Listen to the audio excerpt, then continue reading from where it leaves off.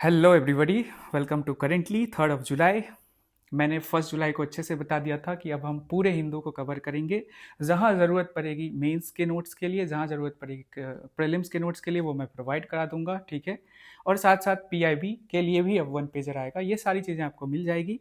तो उसी अप्रोच को अब हम फॉलो करने वाले हैं। Yes, one thing more I want to say कि बहुत सारे बच्चों ने आफ्टर 1 जुलाई वीडियो कमिटमेंट ली है एंड बहुत सारे अच्छे अच्छे कमेंट्स पढ़े मैंने, बहुत अच्छी नंबर ऑफ लाइक्स मिले उस पार्टिकुलर वीडियो को, बहुत सारे बच्चों ने उसे शेयर किया अपने फ्रेंड्स के साथ, तो उसके लिए बहुत बहुत शुक्रिया।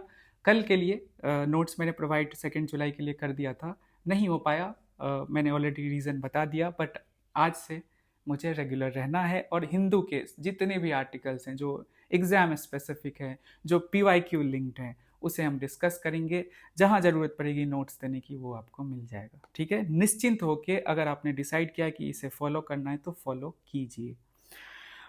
सो फर्स्ट आर्टिकल, फ्रांस के जो प्राइम मिनिस्टर हैं, ठीक है, सनाई टकाची, ये भारत आए हैं। 129 MOUs साइन किए गए, different sectors, science and tech, yes, बहुत सारे लेवल्स पे हम कॉपरेट कर रहे हैं with Japan, and Japan is so important for India's development, ठीक है। बहुत सारे प्रोजेक्ट्स जापान के इंडिया में चलते हैं।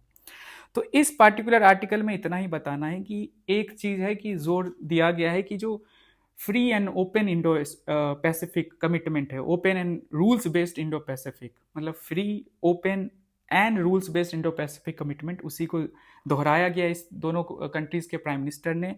एंड इस पे मैं प्रॉपर एक मेंस 1 पेजर दूंगा। इंटरनेशनल रिलेशन के लिए तो ये इंपॉर्टेंट है ही, GS2 PSIR ऑप्शनल जिनका है उनके लिए भी है। साथ में आपको पता होना चाहिए कि 2026 प्रीलिम्स में there was a question, German chancellor India आए थे, तो जो MOUs, जो इंपॉर्टेंट MOUs साइन किए गए थे, उस पर क्वेश्चन फ्रेम हुआ था। प्रीलिम्स पर्सपेक्टिव से भी अब ये इंपॉर्टेंट हो जाता है। और जापान एक इम्पॉर्टेंट मिडिल पावर है एशिया में, इंडो पैसिफिक में एक बहुत इंपॉर्टेंट रोल है।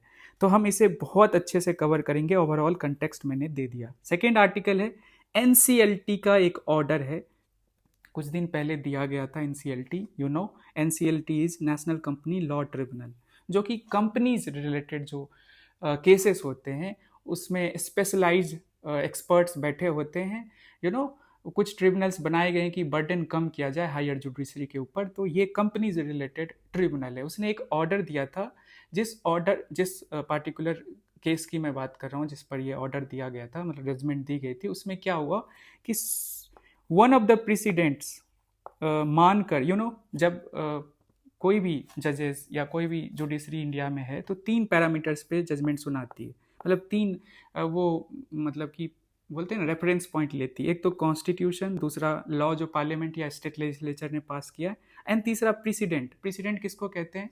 सुप्रीम कोर्ट या हाई कोर्ट का कोई पुराना जजमेंट है।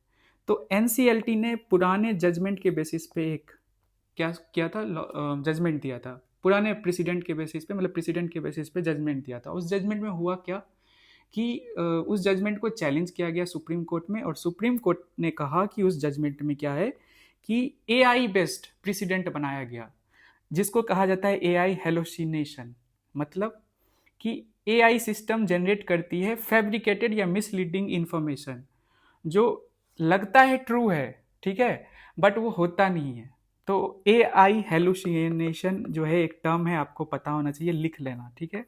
कुछ चीज़ें एडिशनल है जो कि नोट से ऊपर है, जो आपको लिखना है कि आपको लगता है, मतलब AI ने उसे बना दिया है, बट AI क्या, मतलब बनाने का मतलब ये नहीं कि वो सही ही होगा। तो प्रेसिडेंट जो यूज़ किया गया था NCLT ऑर्डर में सुप्रीम कोर्ट के अकॉर्डिंग, वो फैब्रिकेटेड था, AI मेड था, और उसी बेसिस पे NCLT ने जो जजमेंट सुनाई थी, तो वो मतलब जजमेंट तब उस सुप्रीम कोर्ट ने उसे खारिज कर दिया।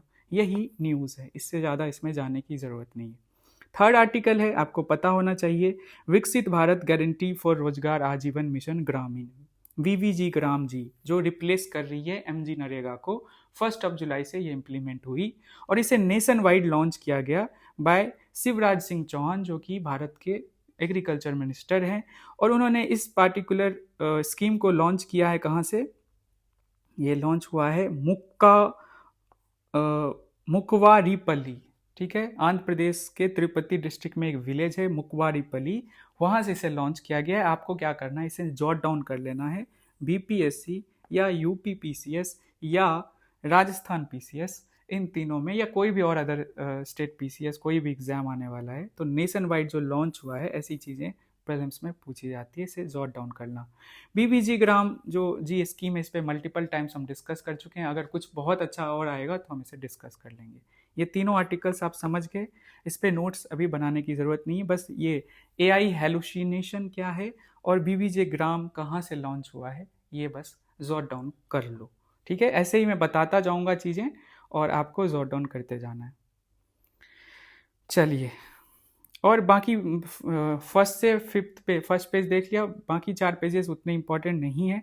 Then we have this particular Vikram 1। ठीक है, इंडिया का पहला privately developed orbital rocket launch होने वाला है। ठीक है, ये हम इसलिए कवर करें, इसके लिए प्रॉपर प्रीलिम्स के लिए मैं नोट्स भी दूंगा, मैं दिखा देता हूँ। इसके पीछे का एक सिंपल सा रीज़न है, आपको पता होगा। I have not added this, just give me a minute. हाँ, स्पीड अपने हिसाब से आप लोग ना वो कर लेना, और चैनल पे नए हो तो डेफिनेटली आप क्या करना, वीडियो को चैनल को सब्सक्राइब कर लेना, यस, एंड वीडियो को लाइक भी कर देना। चलो, ये देखो इस पार्टिकुलर क्वेश्चन को 2026 में जो प्राइवेट हम ना जो डेवलपमेंट हो रही है 2020 के बाद से रिफॉर्म्स हुए हैं इंडिया स्पेस सेक्टर, और हम कोशिश कर रहे हैं कि हमारा प्राइवेट सेक्टर भी इन्वॉल्व हो स्पेस, जो हम मतलब इसरो तो कर ही रहा है, उसके साथ और भी प्राइवेट कंपनीज जो है इसमें इन्वॉल्व हो और इंडियन स्पेस जो सेक्टर है उसको और ज़्यादा मजबूत बनाया जाए। तो देखो इन स्पेस से रिलेटेड जो अग्निकुल कॉस्मोस, इससे रिलेटेड जो मतलब कि इंफॉर्मेशन है, स्काई रूट एरोस्पेस जो कि विक्रम 1 से ही रिलेटेड है, इस पर क्वेश्चन पूछा गया था, तो इसलिए ये इम्पॉर्टेंट हो जाता है विक्रम 1 क्या है और इसके पीछे का बेसिक्स। ठीक है, इसे डिस्कस कर लेते हैं अच्छे से, और इसके नोट्स आपको मिल जाएंगे हमारे पोर्टल पे, और 1 पेजर तो मिलेगा ही। ठीक है, सो स्काई रूट स्पेस एक पार्टिकुलर प्राइवेट एजेंसी है, वो उसने डिसाइड किया है कि बिटवीन 12 जुलाई या 4 अगस्त के बीच में वो लॉन्च करेगी विक्रम 1। ठीक है, और इस मिशन का नाम रखा गया है मिशन आगमन। ठीक है, मिशन आगमन विक्रम 1 रॉकेट लॉन्च की जाएगी, और कंपनी है स्काई रूट एरोस्पेस। डेट याद करना इतना इंपॉर्टेंट नहीं है। दिस पार्टिकुलर जो लॉन्च है ये क्या है, ये है मतलब कि फर्स्ट प्राइवेटली इंडियन कंटेक्स्ट में developed orbital launch vehicle, first privately developed orbital launch vehicle. अब हमें देखना है ऑर्बिटल लॉन्च व्हीकल क्या होता है, प्राइवेटली तो हम समझ गए। सो ऑर्बिटल जो रॉकेट होते हैं, मतलब ये जैसे विक्रम 1 है, वो बेसिकली क्या करता है, जो ऑर्बिटल वेलोसिटी उसको अचीव करने के इसके अंदर कैपेबिलिटी होती है। आप लोगों ने पढ़ा होगा escape velocity 11.2 metre per second, जिनका बीपीएससी है वो ध्यान से सुनना और ज़्यादा। तो इससे क्या होता है, अगर अर्थ सरफेस से आपको अर्थ के ग्रेविटेशन से बाहर निकलना है तो आप बाहर निकलने के लिए इस पार्टिकुलर स्पीड को यूज़ करते हो। सिमिलरली अगर अर्थ के अराउंड रोटेट करना है इन ऑर्बिट, अर्थ के अराउंड रोटेट करना है तो आपको अचीव करना पड़ेगा orbital velocity that is 7.8 kilometre per second. I think it should be metre per second, I have to recheck. ठीक है, मैं डेटा एक बार चेक कर लेता हूँ। अच्छा, मैं इसको चेक करके बता दूंगा, you know sometimes it happens, data होता है, मुझे लगता है मीटर पर सेकेंड होगा, लेकिन आप लोग एक बार मैं गूगल ही कर लेता हूँ, आप लोगों के अंदर कोई डाउट ना रहे। ठीक है, बहुत चीज़ें पढ़नी पड़ती है पढ़ाने के लिए, ह्यूमन कैपेबिलिटी एक होती है। So what is orbital velocity, oh sorry मैं क्या पूछ रहा हूँ, एक मिनट।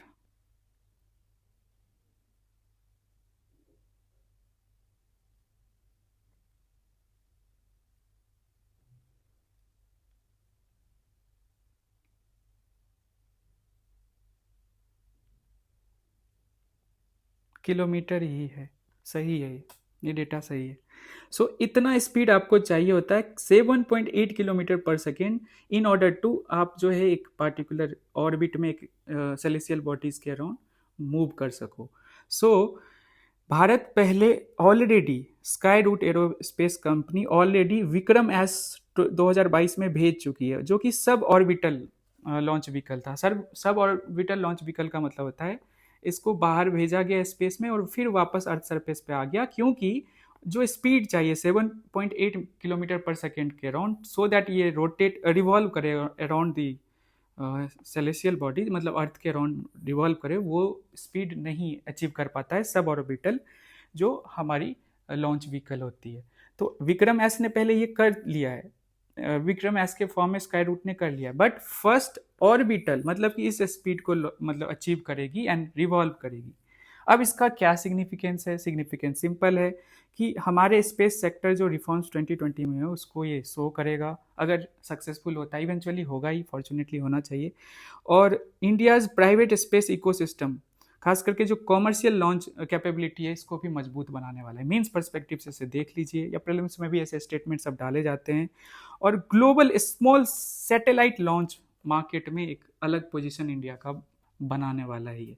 मतलब स्मॉल सैटेलाइट को अगर स्पेस में भेज के अर्थ के अराउंड रोटेट कराना है तो हम विक्रम 1 का यूसेज करेंगे। Vikram S was a sub orbital launch rocket या व्हीकल जो कि ऊपर स्पेस तक गया था लेकिन वापस अर्थ पे आ गया। सब ऑर्बिटल वापस आ जाता है, ठीक है, ऑर्बिटल जाके चक्कर लगाता है, ठीक है। और स्पीड देख लो, ऑर्बिटल वेलोसिटी, हो गया इतना। और ये हमने इसलिए कवर किया क्योंकि यूपीएससी प्रीलिम्स में डायरेक्ट क्वेश्चन इस पे दिखते हैं। इंडिया इन स्पेस आपको पता है कि उसका काम है रेगुलेट करना प्राइवेट स्पेस एक्टिविटीज़, मतलब रेगुलेट एंड मतलब कि प्रमोट करना, ठीक है। और on the other hand new space India limited जो है, दो बॉडीज़ है इसरो की, आपको पता होना चाहिए, जो commercial arm of Indian space research organisation है। मतलब कि इसरो का कुछ बेचना हो तो उसके लिए आपको कांटेक्ट करना पड़ेगा new space India limited, NSIL, ठीक है। ये बेसिक्स थोड़ा सा बता दिया, ठीक है, सही है। चले हम न्यूज़ आपने कवर कर लिया, आपको आइडिया लग गया। Then we have this particular, इसमें नोट्स नहीं दूंगा, बस ध्यान से सुन लेना। नहीं, नोट्स दूंगा शायद, आई थिंक मैंने कवर किया है, ठीक है। मैं सिंपली आपको एक एनालॉजी से बताऊंगा चीज़ को, ध्यान से सुनना। हाँ, किधर है? ध्यान से सुनो, इसमें नोट्स आपको मिल जाएंगे, बस ध्यान से सुनना है आपको। देखो, कई लोग होते हैं, ठीक है, जिनके साथ क्या होता है, उनको प्रॉब्लम आती है, जैसे उनके, इसको बोलते हैं, उनको मतलब एक स्ट्रोक आता है जिसको बोलते हैं आइस्केमिक स्ट्रोक, ठीक है। चलो नोट्स में ही चलते हैं, दिस पार्टिकुलर स्ट्रोक की मैं बात कर रहा हूँ, ठीक है। ये स्ट्रोक आती है और इस स्ट्रोक में क्या होता है कि आपके मतलब ब्रेन में किसी के साथ ऐसा हुआ तो ब्लड क्लॉट हो जाता है और वो ब्लॉक कर देता है आर्टरीज को जो सप्लाई करता है oxygen to the different parts of the blood. Ischaemic stroke का यही मतलब होता है कि आपके ब्रेन में स्ट्रोक आया, ब्लड क्लॉटिंग हुई, और आपको पता है ब्लड का क्या काम है, ऑक्सीजन सप्लाई करना हर पार्ट ऑफ द बॉडी, और वो जब सप्लाई होगा तभी हमारा बॉडी प्रॉपरली फंक्शन कर पाएगा। तो ये स्ट्रोक आ गया, ठीक है। उसके बाद क्या होता है, इंसान बच जाता है, ठीक है, बच गया। बचने के बाद उसके अंदर आफ्टरवर्ड्स कुछ इश्यूज शुरू होते हैं जो स्लिप सोने रिलेटेड प्रॉब्लम्स होते हैं, ठीक है। ध्यान से सुनना, मैं जो बता रहा हूँ एक क्रोनोलॉजी में बताऊंगा, सीक्वेंस में। एक पहले आया आपको एस्केमिक स्ट्रोक, वो क्या आता है मैंने बताया। सेकेंड इज आफ्टरवर्ड्स कुछ इश्यूज डेवलप होते हैं, स्लिप रिलेटेड इश्यूज। उसमें क्या होता है कि आप ब्रीदिंग प्रॉपरली नहीं करते हो, सोते समय स्नोर करना, मतलब कि होता है ना खर्राटे लेना, ठीक है, कभी एकाएक उठ जाते हो चौंकते हुए, तो ये सारे प्रॉब्लम्स क्रिएट होता है।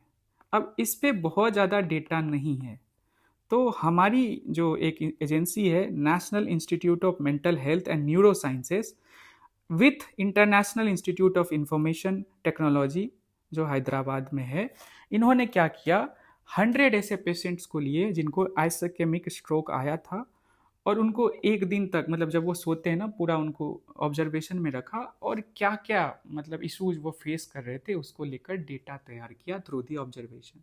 मतलब डेटाबेस तैयार किया, डिजिटल रिपोजिटरी जिसको बोलते हैं। अब ये डेटा जो है इसको हमने नाम दिया आई स्लीप्स डेटाबेस, ये डेवलप किया गया। प्रीलिम्स के लिए आप इसे मान सकते हो। और आइस्केमिक स्ट्रोक क्या होता है ये भी आपको समझ आ गया होगा। अब ये डेटाबेस ओपन डेटाबेस होगा, इसको सब यूज़ कर पाएंगे, रिसर्चर्स, डॉक्टर्स, इसीलिए इसको न्यूज़ आज बनाया गया है, ठीक है, समझ गए। और ये जो पॉलीसोमनोग्राफी टेस्ट है ना, वो मैंने बोला ना, एक पूरे दिन के लिए, पूरे रात के लिए जब पेशेंट्स होते हैं, 100 पेशेंट्स को आपने जो रखा, तो उसी को ही कहते हैं कि gold standard overnight sleep test for diagnosing sleep में जो डिसऑर्डर्स पेशेंट्स फेस करते हैं आफ्टर दिस पार्टिकुलर अटैक। ठीक है, समझ गए? आगे चलें। बहुत इजी था ना? इजी आ रहा है? मज़ा एंजॉय कर रहे हो? नहीं कर रहे हो? हम्म। चलिए आते हैं एडिटोरियल पेज पे। 4 एडिटोरियल हैं, ठीक है, वन बाय वन हम सबको कवर करने वाले हैं, ठीक है, और ध्यान से सुनते जाइएगा।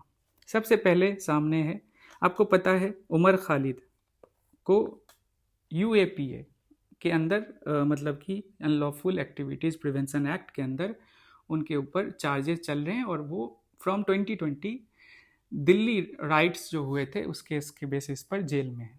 ठीक है, वो कई बार ट्राई कर चुके हैं कि उनको बेल मिल जाए, और ये आर्टिकल मल्टीपल टाइम्स एडिटोरियल में पब्लिश हो चुका है इस केस से रिलेटेड। अब इस पार्टिकुलर आर्टिकल में ये डिस्कस किया गया है कि एक तरफ बेल की हम बात करते हैं, जुडिशरी बोलता है कि हम बेल पहले देना चाहिए अंटिल जो प्रूवन ना हो गिल्टी। सो इस आर्टिकल में जो हमारे आज के जो ऑथर हैं उन्होंने ये सवाल उठाया है कि right to life article 21 includes speedy trial, fair investigation and reasonable bail, जो कि आर्टिकल 21 मतलब कि one of the most important articles of Indian constitution, जो फंडामेंटल राइट है, वो ये कहता है कि speedy trial, fair investigation and reasonable bails मिलनी चाहिए। बट फ्रॉम लास्ट 6 years आप उमर खालिद को जेल में बंद करके रखे हो, ठीक है, और मतलब कि उनके जो अधिकार हैं आर्टिकल 21 के अंदर, जो कि सुप्रीम कोर्ट के खुद जजमेंट्स में कहा गया है कुछ चीज़ें, तो उसे आप ना नज़रअंदाज कर रहे हो, उसे फॉलो नहीं कर रहे हो। तो यही है ये पूरा मामला। हमने कई बार इसे डिस्कस पहले भी किया, इसमें ज़्यादा जाने की ज़रूरत नहीं है, ठीक है। देन हम चलते हैं दिस जीएसटी कलेक्शन वाली बात। आपको पता होगा कि कल ही न्यूज़ में था कि जीएसटी कलेक्शन जो है, आई थिंक मई महीने में अच्छा खासा ग्रोथ हुआ है, बट उस ग्रोथ का रीज़न इसमें उस पर क्वेश्चन उठाया गया। वैसे तो जीएसटी में जब ग्रोथ होता है तो हम सोचते हैं अच्छी ही चीज़ हुई होगी, लेकिन ऐसा है नहीं।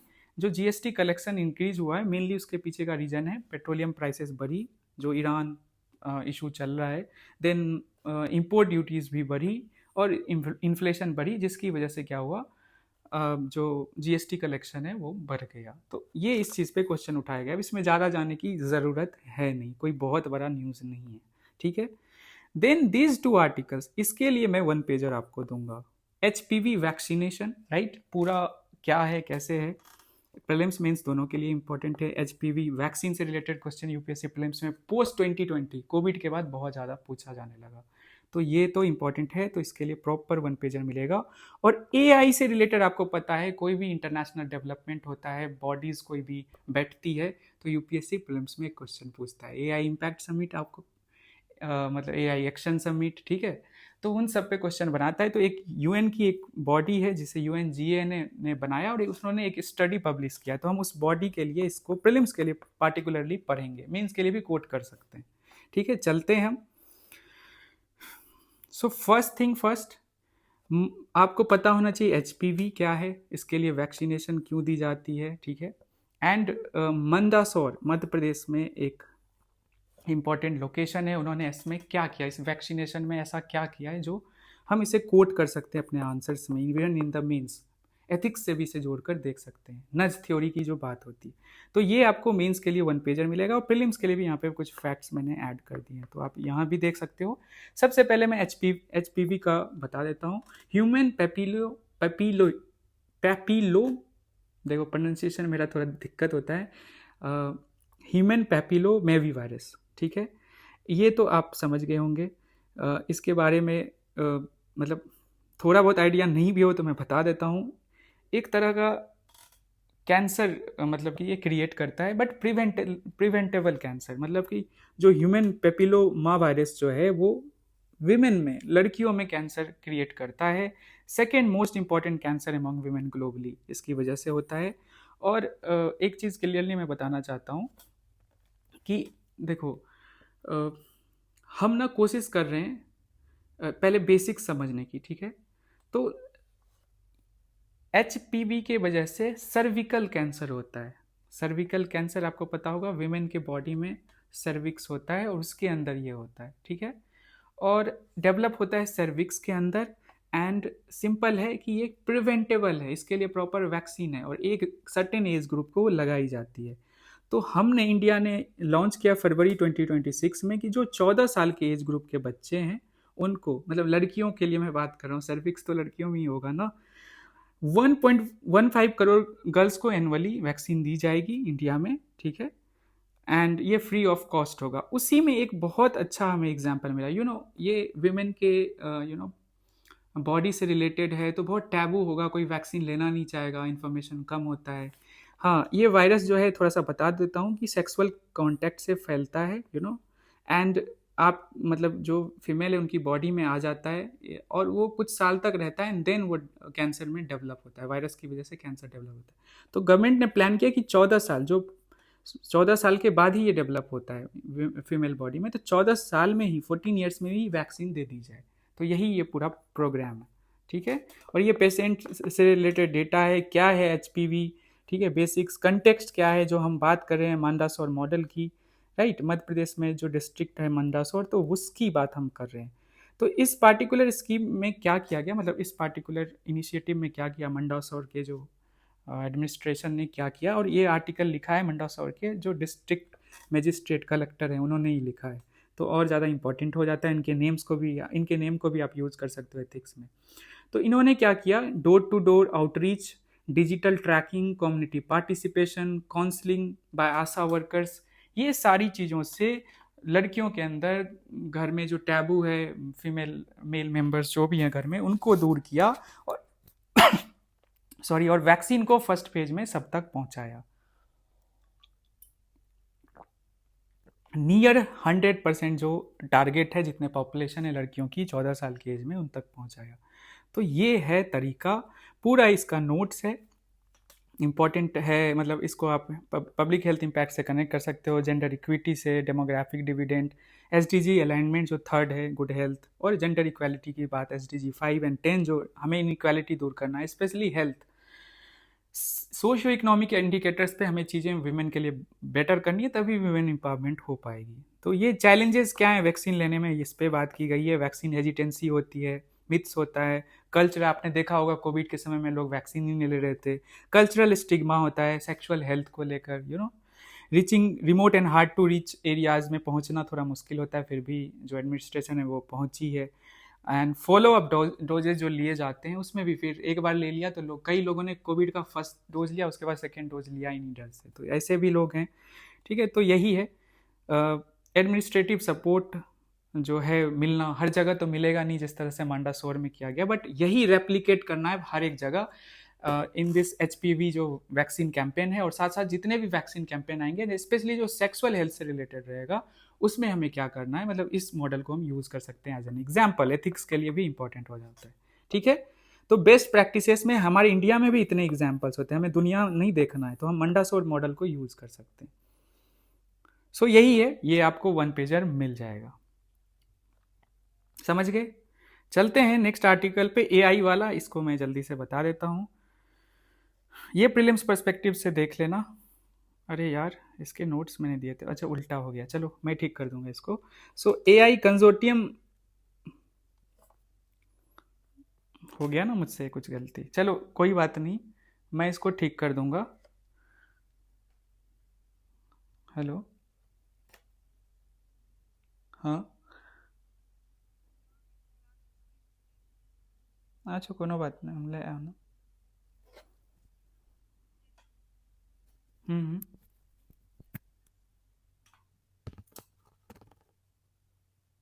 हाँ, रिकॉर्ड रिकॉर्ड, ठीक, सॉरी, फ़ोन कॉल आ गया था इम्पोर्टेंट, फैमिली मेम्बर्स इम्पोर्टेंट हैं लाइफ में, आप सबके भी लाइफ में। हाँ, चलते हैं बच्चों, मैं इसको बता देता हूँ, इस पे नोट्स आपको मिल जाएगा। AI जो यूनाइटेड नेशन जनरल असेंबली ने एक इंडिपेंडेंट बॉडी बनाई जिसका नाम रखा गया independent international scientific panel on artificial intelligence. ये इसीलिए कवर कर रहे हैं, इसके पीछे का सिंपल सा रीजन है, आर्टिफिशियल इंटेलिजेंस गवर्नेंस से रिलेटेड कुछ भी आ रहा है न्यूज़ में तो यूपीएससी के लिए वो इंपॉर्टेंट हो जाता है, क्योंकि आपके पास लगातार 2 प्रीलिम्स में 2025 2026 में क्वेश्चंस दिखे हैं। तो यस, यहाँ भी आपको मतलब इसको कवर करना इंपॉर्टेंट है, इसे मीन्स के लिए भी हम यूज़ कर सकते हैं, आगे वाले मीन्स के लिए। सो दिस थिंग इज, इस पार्टिकुलर जो बॉडी बैठी है इसका ये कहना है कि first global independent scientific body है ऑन एआई। इसकी इंपॉर्टेंस ये है, जो यूएन प्रिलिमिनरी रिपोर्ट जो दी गई है bye independent international scientific panel on AI drives, ये पहला साइंटिफिक बॉडी है, ठीक है, first global independent scientific body on AI, ये ध्यान में रहे। ये स्टेट पीसीएस वगैरह में ऐसे क्वेश्चंस फ्रेम कर देते हैं, स्पेशली यूएन रिलेटेड। तो पहली बात तो इसने ये कही है, इस बॉडी के रिपोर्ट में ये कहा गया जो इंपॉर्टेंट है हमारे लिए, एआई का जो बेनिफिट है और रिस्क है ना वो अनइवनली डिस्ट्रीब्यूटेड है। रिस्क और बेनिफिट अनइवनली, इवन रिस्क जो है ये भी बात कह रहे हैं कि किससे ज़्यादा इम्पैक्ट नेगेटिवली पड़ेगा और किससे ज़्यादा बेनिफिट्स मिलेंगे, वो अनइवनली डिस्ट्रीब्यूटेड है। First thing first. एंड उसके बाद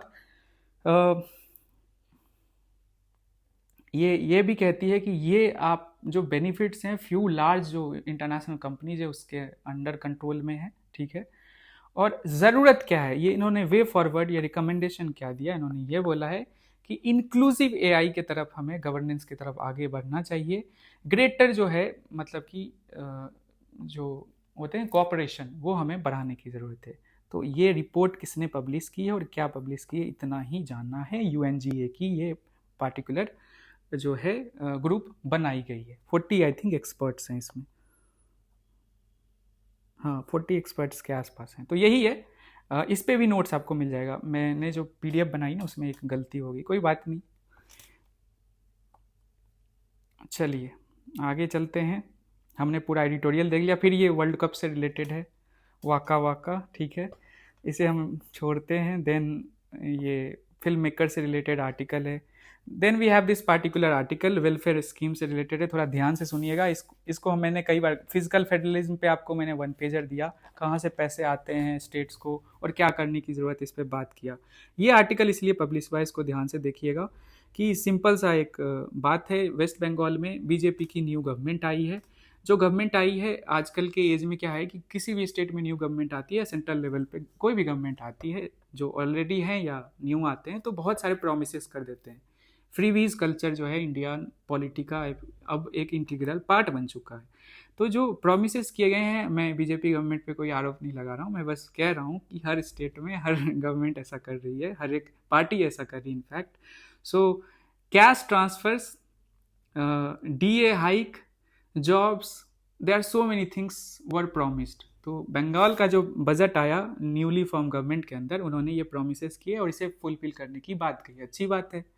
लेकिन जो फिजिकल डेफिसिट है ना, फिजिकल हेल्थ जो है स्टेट का, देखो पैसे जो स्टेट के पास आते हैं वो तो लिमिटेड ही हैं, वो तो ऐसा नहीं है कि ख़त्म होने वाली चीज़ है, मतलब कि कहीं से भी पैसे आ गए।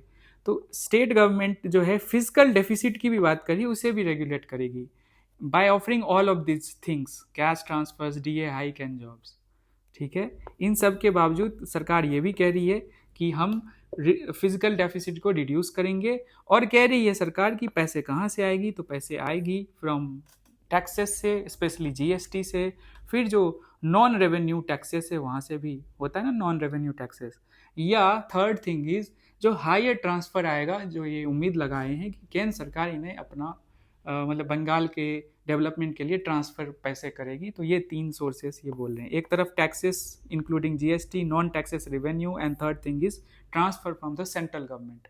बंगाल में भी बीजेपी की गवर्नमेंट है और केंद्र में भी, तो ये उम्मीद किया जा रहा है। तो इस आर्टिकल में यही बात की गई है, ठीक है, और 1 पेजर मैंने दे दिया है। Then there is a charge sheet, कहा जा रहा है हिस्टोरिक है when it comes to Sarla Bhatt case.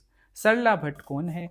C was a nurse working in Jammu and Kashmir. 1990s की बात है, अर्ली 1990s, जब जम्मू कश्मीर में मिलिटेंसी, इंसर्जेंसी बहुत हाई मतलब रेट पर थी। स्पेशली जो कश्मीरी पंडित्स हैं उनको भगाने के लिए पाकिस्तान ने भी पूरी कोशिश की कि you know, you already know बहुत सारी चीज़ें। तो एक नर्स थी सरला भट्ट, उनको मारा गया, किडनैप करके मारा गया। उसको मारे जाने वाले व्यक्ति अभी जिंदा हैं कुछ। तो पुलिस ने चार्जशीट दायर की है। चार्जशीट में पुलिस ने बोला है, जम्मू कश्मीर पुलिस ने बोला है कि जो उनकी चार्जशीट है उसमें बहुत तगड़े एविडेंसेस हैं। तो इस पार्टिकुलर केस को एज ए 27 साल पुराना केस कह सकते हो, मारा गया है 27 ईयर ओल्ड किलिंग एक यंग नर्स को, ठीक है, कश्मीरी पंडित थी वो सरला भट्ट। तो इस पार्टिकुलर आर्टिकल को हिंदू ने इसलिए कवर किया, उनके हिसाब से जो टेरर रिलेटेड क्राइम्स है ना, can still be prosecuted even after decades. इस पर्सपेक्टिव से इसे इंपॉर्टेंट माना जा रहा है। और इवन डिलेड जस्टिस भी होता है ना, बट वो जस्टिस ही होता है, still justice, it is still justice, ठीक है। तो ये है पूरा मामला, इसमें ज़्यादा कुछ जाने की ज़रूरत नहीं है। ये फिल्म वगैरह फ्राइडे होता है तो बहुत सारी चीज़ें आती है। ये नेवी ने पायरेसी अटेम्प्ट को फाइल कर दिया है, ठीक है, गल्फ ऑफ एडन में। ये हमारे लिए इतना इम्पोर्टेंट नहीं है। देन कुकी जो है मणिपुर में जो चल रहा है फ्रॉम सो मेनी ईयर्स अब, तो वो जारी ही है। और कुकी विलेज को टॉर्च मतलब जला दिया गया है। कुकी और मेटाई ग्रुप में जो चल रहा है वो जारी ही है। तो इसे देख लेते हैं बस। इसमें क्या मतलब, हमारे यूपीएससी पर्सपेक्टिव से हम कवर इसे कर ही रहे हैं। प्रॉब्लम्स हमें पता ही है, जब ज़रूरत पड़ेगी कुछ बहुत अच्छा देने का 1 पेजर तो दे दूंगा। देन मैंने ये गवर्नमेंट ने आंध्र प्रदेश में जो मुक्का वरीपल्ली, जो हमारे एग्रीकल्चर मिनिस्टर है, उन्होंने क्या किया, उन्होंने लॉन्च किया नेशन वाइड बीवीजी ग्राम जी, जिसे मैं बता ही चुका हूँ, फर्स्ट पेज पे ही था, तो उसी के बारे में है, नाम लिख लेना बस। चलते हैं आगे। सो पीएम, हाँ एक चीज़ है जो 129 एमओयू साइन किए गए, उसमें एक और अच्छी चीज़ हुई कि मारुति सुजुकी का जो 4th मैन्युफैक्चरिंग प्लांट है हरियाणा में, उसका इनॉग्रेशन किया प्राइम मिनिस्टर जो जापान की है मैडम सनाई टकाची एंड हमारे प्राइम मिनिस्टर ने। और ये हरियाणा में कहाँ है, 4th जो व्हीकल मैन्युफैक्चरिंग फैसिलिटी कहाँ होगा, खारकोदा इन हरियाणा। ये लिख लेना, स्टेट पीसीएस के लिए इंपॉर्टेंट है, खारकोदा हरियाणा, ठीक है। देन दिस पार्टिकुलर थिंग, इसे मैंने कवर किया है प्रीलिम्स पर्सपेक्टिव से। सबमरीन केबल, ठीक है, इंडिया से हमें मलेशिया एंड सिंगापुर को कनेक्ट करना है। तो there is a consortium different companies के, जो ग्लोबल इंपॉर्टेंट कंट्रीज हैं, उन्होंने डिसाइड किया कि इंडिया से जो है ना केबल कनेक्टिविटी बढ़ाई जाए मलेशिया और सिंगापुर की, ठीक है। इसे देख लेते हैं। इस पार्टिकुलर इनिशिएटिव का नाम रखा गया है I2C, ठीक है। इसे आप लिख लेना अगेन, या नोट्स तो ये मिलेंगे ही।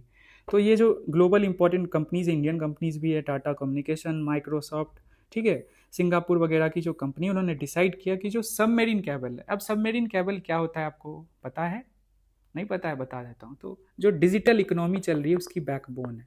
सी के अंदर केबल्स बिछाए गए हैं। 95% ऑफ ग्लोबल जो इंटरनेट आपको जो मिल रहा है वो कैरी करती है ही सबमेरीन केबल्स। मतलब जो इंटरनेशनल डेटा ट्रैफिक है, ग्लोबल इंटरनेट है, उसमें सबमेरीन केबल का बहुत ज़्यादा इंपॉर्टेंस है, ठीक है। तो इसका डेवलपमेंट होगा। और ये मछलीपट्टनम इंडिया का जो इंपॉर्टेंट लोकेशन है, एंशिएंट पर्सपेक्टिव से भी इससे बहुत क्वेश्चन पूछे गए हैं। यहीं से कनेक्ट किया जाएगा सिंगापुर वाया मलेशिया। डिफरेंट जो इंडियन कंपनीज, इंटरनेशनल कंपनीज, उनका कंजोर्टियम है, उन्होंने डिसाइड किया इसे बिछाया जाए और 2029 तक ये ऑपरेशनल हो जाएगा। समझ गए, यही है न्यूज़। बहुत सिंपल वे में मैं चीज़ों को बता रहा हूँ, ध्यान रखना। बहुत एक्स्ट्रा मतलब कि इन्फॉर्मेशन देने की ज़रूरत नहीं है। अब 2 आर्टिकल बचे हैं और इसी से ख़त्म हो जाएगा हमारा करेंटली आज का। यूक्रेन के ऊपर आरोप लगा है, यूक्रेन के एक छोटे से ग्रुप पे आरोप लगा है कि नॉर्ड स्ट्रीम, आपको पता होगा नॉर्ड स्ट्रीम इंपॉर्टेंट है हमारे प्रीलिम्स पर्सपेक्टिव से, कि जो जर्मनी और रशिया के बीच में एक पाइपलाइन है, ठीक है, जिससे रशिया बहुत हद तक गैस जो है वो इंपोर्ट करता है टू जर्मनी। जर्मनी बहुत हद तक रशिया पे डिपेंडेंट है। जो उसकी इकोनॉमी चल रही है वो गैस बेस्ड इकोनॉमी है और रशिया से इंपोर्ट होती है। तो नॉर्ड स्ट्रीम को ध्वस्त करने की कोशिश की थी यूक्रेन के कुछ ग्रुप्स ने। ये जर्मनी ने आरोप लगाया है और जर्मनी के इस आरोप को यूक्रेन ने खंडन किया। और ये बात है 2022 की। तो नॉर्ड स्ट्रीम हम समझ गए, ठीक है, बाल्टिक सी में है, ये जर्मनी और रशिया को कनेक्ट करता है और इसे इसके जो मतलब इंफ्रास्ट्रक्चर है उसे ध्वस्त करने की कोशिश की थी, ऐसा कह रही है जर्मनी।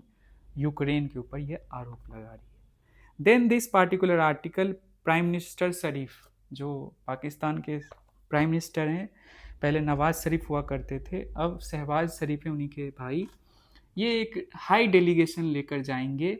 हमने बात की थी 1 जुलाई को कि हमारे एंड से कौन जाने वाले हैं, तो हमारे एंड से बिहार के गवर्नर और जो मिनिस्टर ऑफ स्टेट है एक्सटर्नल अफेयर्स के, वो जाएंगे इन द अतोला जो अली खमानी है उनके जो वीक लॉन्ग बरियल सेरेमनी होगा उसमें। बट प्राइम मिनिस्टर जो है पाकिस्तान साइड से, प्राइम मिनिस्टर पूरी डेलीगेशन को लेकर जाएंगे। ठीक है, ये अपडेट है, बस जान लो, पता होना चाहिए कंटेक्स्ट। सो हमने ट्राई किया कि जितने आर्टिकल्स हैं वो आपको अच्छे से बताऊं, न्यूज़पेपर बच्चे की तरह कैसे रीडिंग करनी है और साथ साथ नोट्स बनाना है और क्या क्या लिख लेना ये भी बता दिया। सो यही प्रोसेस मैं फॉलो करूँगा, नोट्स मिलते रहेंगे। ठीक है, आंसर राइटिंग की भी शुरुआत होगी, अच्छे से होगी, बट हेल्थ इश्यूज़ की वजह से I can not describe what I am going through right now, but please do not right anything in this context, मुझे नहीं अच्छा लगता है। And I try my best कि ये चीज़ें बाहर ना आए जो मैं फेस कर रहा हूँ अभी हेल्थ रिलेटेड, बट हो जाता है, हमारे हाथ में कंट्रोल नहीं है। तो मेहनत कीजिए, अच्छे से मेहनत कीजिए, और मेरे तरफ से पूरा ये फ्री इनिशिएटिव अंडरस्टैंड यूपीएससी की तरफ से चलता रहेगा। और अंडरस्टैंड यूपीएससी का टेस्ट सीरीज़ है मीन्स के लिए 26 के लिए 27 के लिए आप उससे जुड़ सकते हो हमारे वेबसाइट पे जाकर। उसके साथ साथ हमारा फाउंडेशन प्रोग्राम सक्सेस, इतने सारे बच्चों ने इनरोल करवाया। ठीक है, उसके साथ साथ कौन करके जो जीएस के लिए हमारा कोर्स तो इंडिया में फेमस है ही, उसके साथ साथ हमारा जो अब ऑप्शनल वाले भी कौन करके कोर्सेज 26-27 अटेम्प्ट के लिए लॉन्च हो चुके हैं, तो उसका हिस्सा बन सकते हो। So that's it for today, thank you so much, bye, take care, मिलते हैं कल। आप लोग अपना ध्यान रखिएगा एंड बी कंसिस्टेंट, एक वादा किया है तो उसे पूरा करना। ठीक है, बाय, टेक केयर। और देखो 35 मिनट के अंदर सब कुछ कवर हो गया। आपको क्या करना है, बस इसको रेगुलरली फॉलो करना है। आपका अब सारा न्यूज़पेपर मैं कोशिश कर रहा हूँ कवर कराने का।